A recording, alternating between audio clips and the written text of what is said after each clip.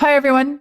The Patreon poll winner, King Crimson from 1969, and what I'm told is an early example of heavy metal. And so I thought maybe it's a good time for me to introduce my new jacket. This is not the Led Zeppelin jacket. This is another one that Vlad has gotten me. I seem to be loading up on leather jackets these days. Today, I'm going to be listening to 21st Century Schizoid Man.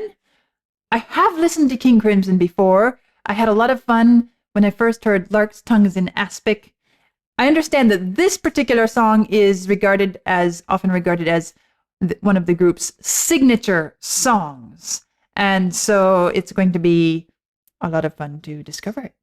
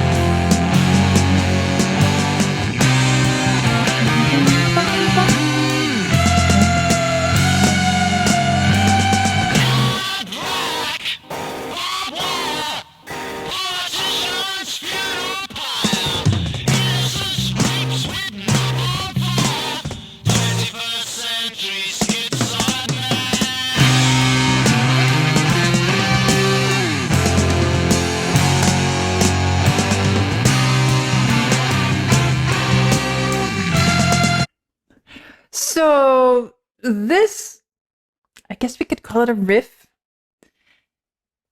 is interesting to me because I'm listening and I hear this very, we could say, classical melody, and even the way it's presented, da da da dum bum bum.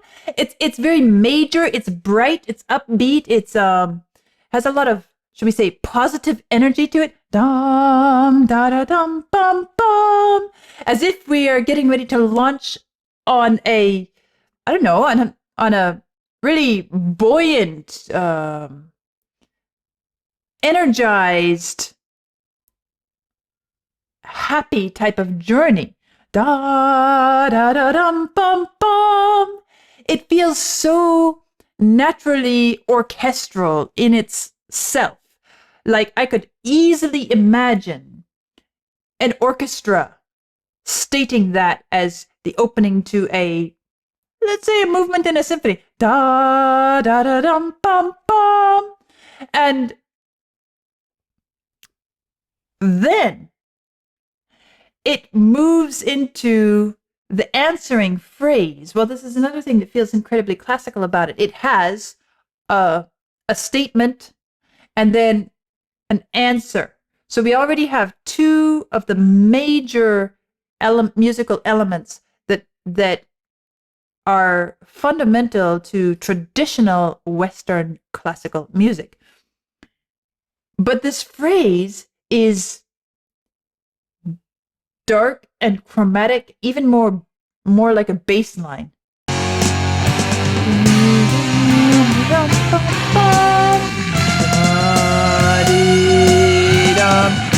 It's da dee dum. It's a chromatic ascent, more in the bass line. Da da da dum bum bum. da dee dum, and we barely finished da, and we're back into this da da dum bum bum, and it kind of, there is room for so much musical development of the ideas present in this riff. I have a hard time calling it a riff. To me, it's more of a musical theme, something that has so much material to unpack.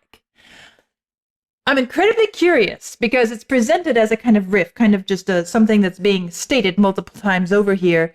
And I know now how it's often used in rock music is not really developed, but simply used as a fingerprint, as an identity of the song.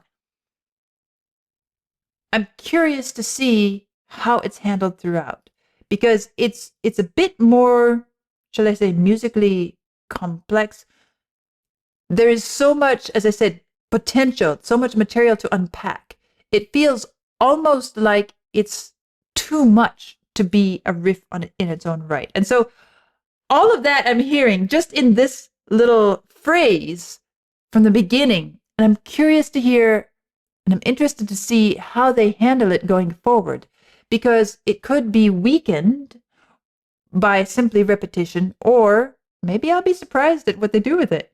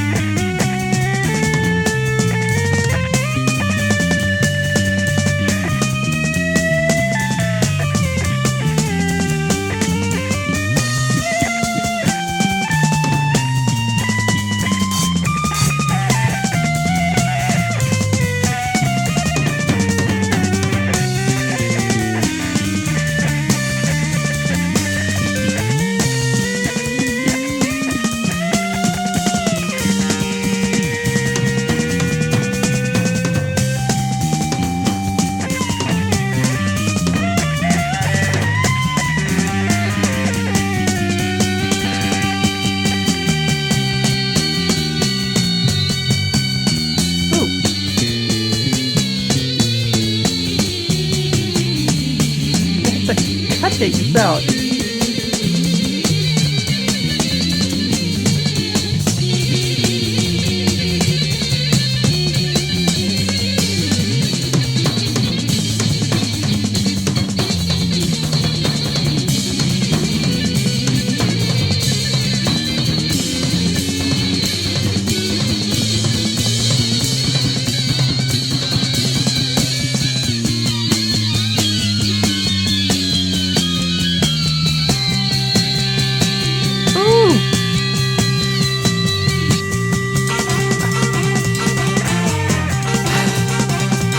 It's a relief to hear that warmer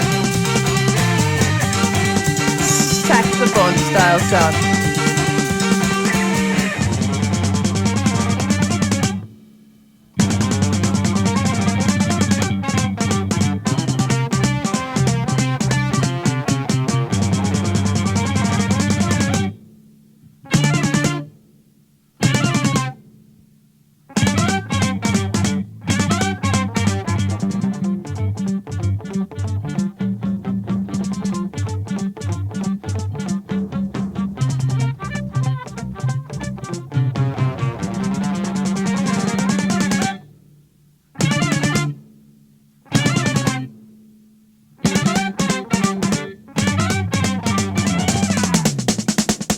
feel like I hear a voice in there. Okay. I couldn't stop it because I had to hear how it progressed and how it developed through this. They did do something with it. It is not merely a riff for this piece of music. And I can't say I'm surprised because, as I said at the beginning, it's too much to be used simply as I commonly hear riff material being used. This has too much musical content within that little phrase. They didn't take it in the classical tradition. They took it more in the jazz improv tradition, but there's an extreme amount of a large amount of order and organization to what how they're handling this, and it's a kind of a mirror image strategy that they developed even from the beginning, and maybe I should just go back and point that out. So we'll go back to where this started here.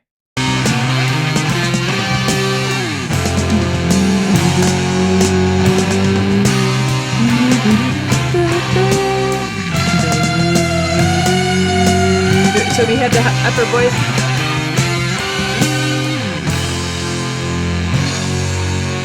And the first thing I do is take that little motif and repeat it.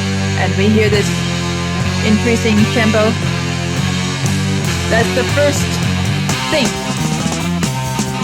And then when they return to this da da da bum bum, it's at this higher tempo. It's this we've accelerated to the point that this now works not as a elegant opening to a classical style concerto. Da da da dum bum bum.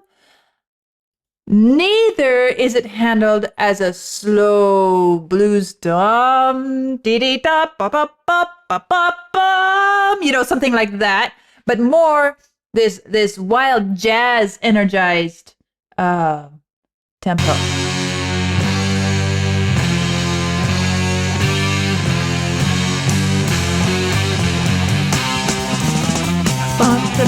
Here comes the mirror image. Do you see what's here? Reflected down here. And from here, you hear the bass moving downwards and the pitch up here ascending. And then you have this.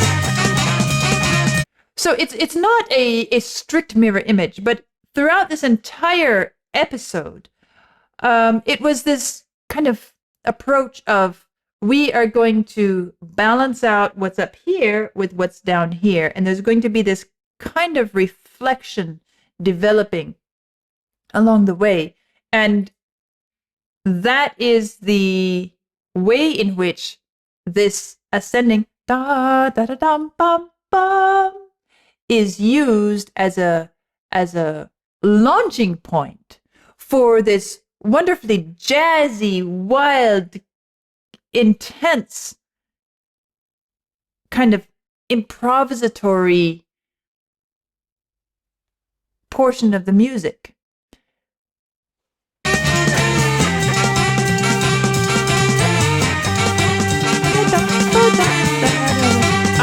Up, and down. This is moving down. Kind of angular. So again, two different directions, although they're both traveling this way. And now you have moving upwards with downwards. Two different instruments diverging and moving away from each other.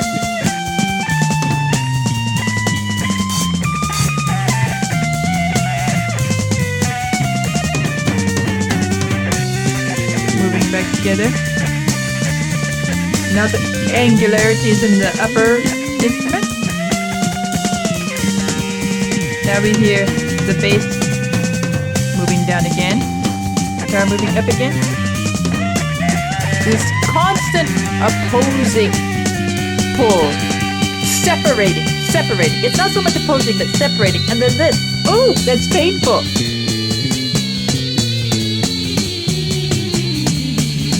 It's like razor blades.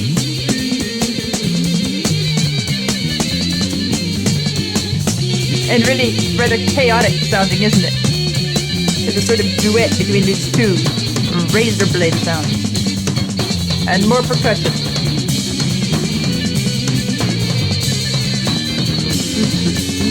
Moving, and the bass is moving upwards here, climbing, climbing, climbing. Like it. And now it's moving down again. And oh boy, it's so painful. And suddenly, this moment, I feel like, oh wow, maybe I'll live through this. Something has entered which is kind of breaking that insanity, the crazy hair-pulling, razor-sharp sound that just makes me feel like something is boring its way into my ears and I can't escape.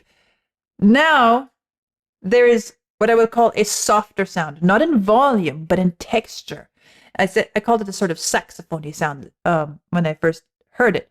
The kind of rougher, again, turning more towards the jazz element, breaking away from this sharp, painful, really modern world craziness.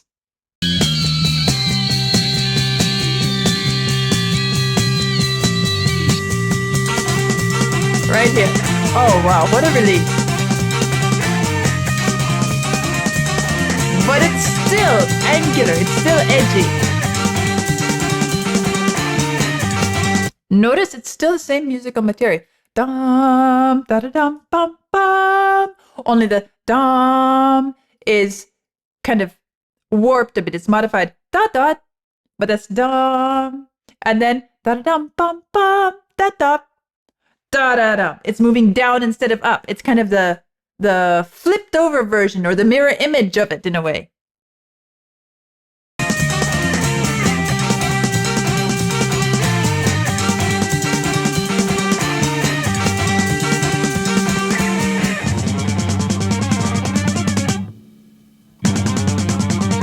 And then these sudden pauses. This is kind of scherzo style. The precision and the interruption of the flow. It's kind of, in a way, it's playful. Oddly so. It really gives me the feeling of scherzo style.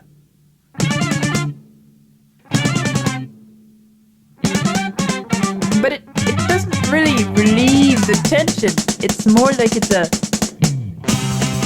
continuation of the abstract, crazy, scattered chaos. Although, if we look at the design of the music, it's actually not chaos. It just feels.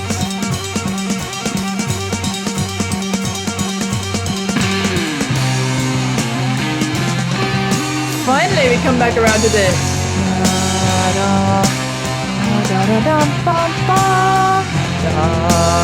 Kind of a recapitulation, a sort of summarizing, pulling all the strands back together.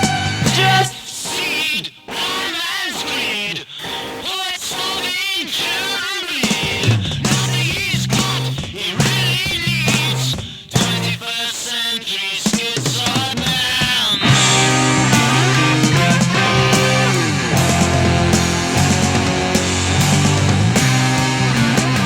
In this sort of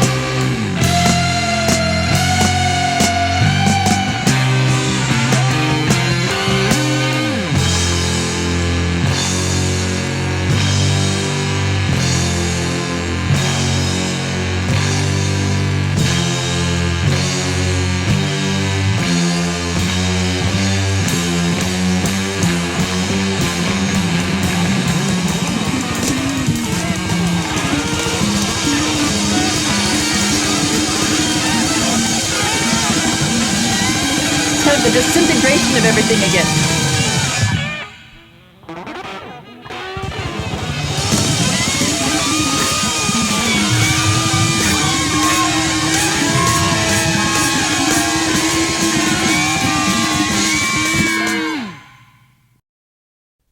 Whew.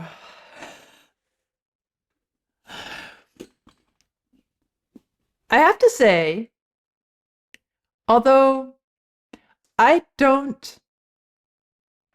it's not a piece of music that makes me feel good at all.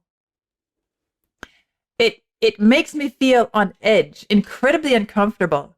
There are parts of it that are actually physically, orally painful. And not because of volume. It's not a piece of music that relies on volume and force, impact to really make you feel painful.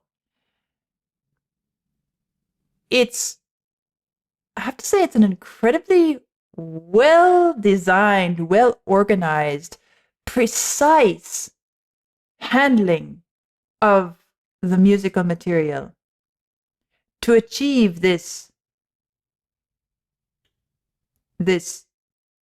torment that it imposes on us. And what a great marriage of the subject matter, of the lyrics, and of the music. The topic which is being presented, the schizophrenic and insane 21st century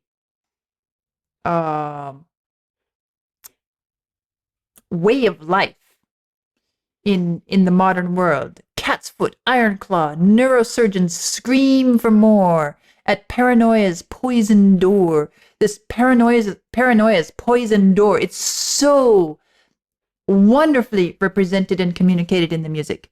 21st century schizoid man. Blood rack, barbed wire, politician's funeral pyre, innocents raped with napalm fire. 21st century schizoid man. I mean, it's talking about the insanity and the crazed way that we in our modern world treat the world around us and even relate to ourselves. And that's the point at which the music takes over. So those lyrics are just the introduction to set the topic, to set the scene, and then the music steps in. And that's the point at which this da dee dee dum bum bum, which could be so beautiful, so elegant, so inspiring if it were explored in a classical concerto style. It works fabulously as an opening theme for a concerto. It does. It could be well developed that way, but it's not. Instead, and I think that's intentional, because the idea is they want to convey this incredible insanity of our way of life, of the modern world's way of life, and that it could be so different if we would simply stop and, well, the final verse is really what drives it home. After we experience this schizophrenia, this paranoia, the breakdown of this music in the long instrumental section, then the final verse comes in and ties it together for us. Death seed, blind man's greed. Poets, starving children bleed. Nothing he's got, he really needs. 21st century schizoid man.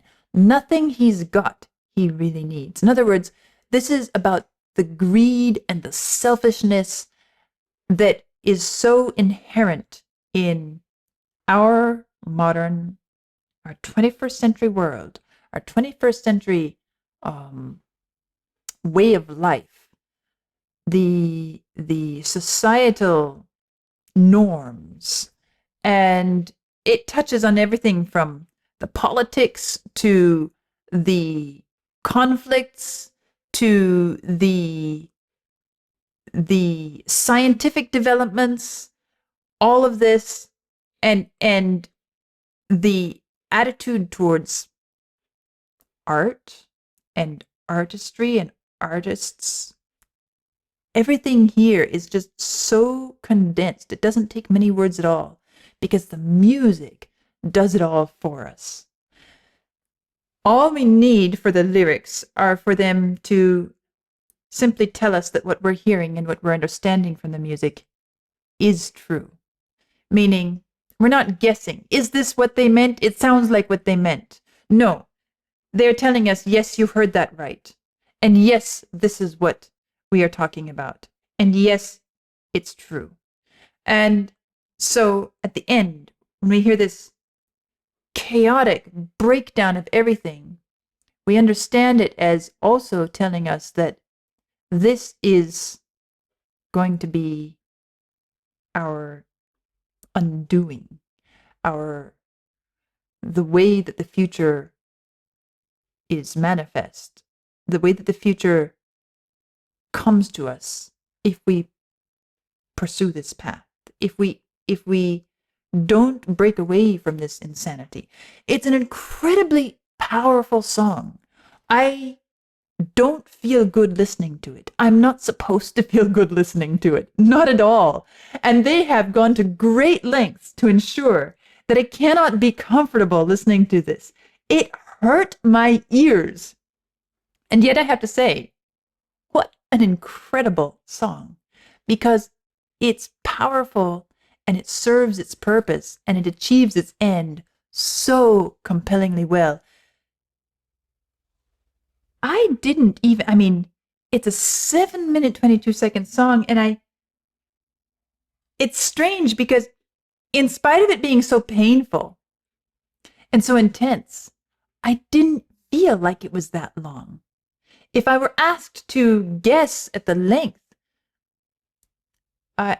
even looking at the lyrics, we have 3 short verses. And okay, then we have the instrumental section, which was a bit long, but if I were just to guess, I would say 4-ish minutes. That's a testament to how incredibly well designed and effective this piece is. It makes us hurt. It makes us feel the pain. It makes us experience the wrongness of it all. And it does that so compellingly, we don't even realize how long we've been suffering.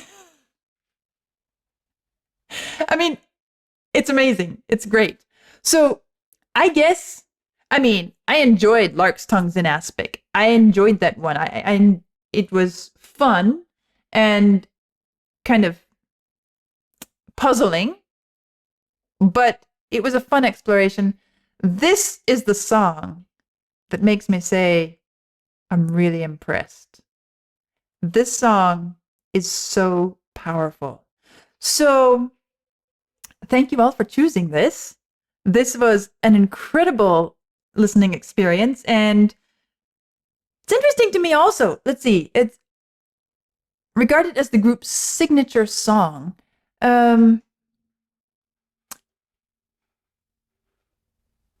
The idea that such a serious piece of music, really it is. It's a serious piece of music. The topic is serious, the message is serious, and the music itself is not meant to be fun. Such a serious piece of music is so well received by so many.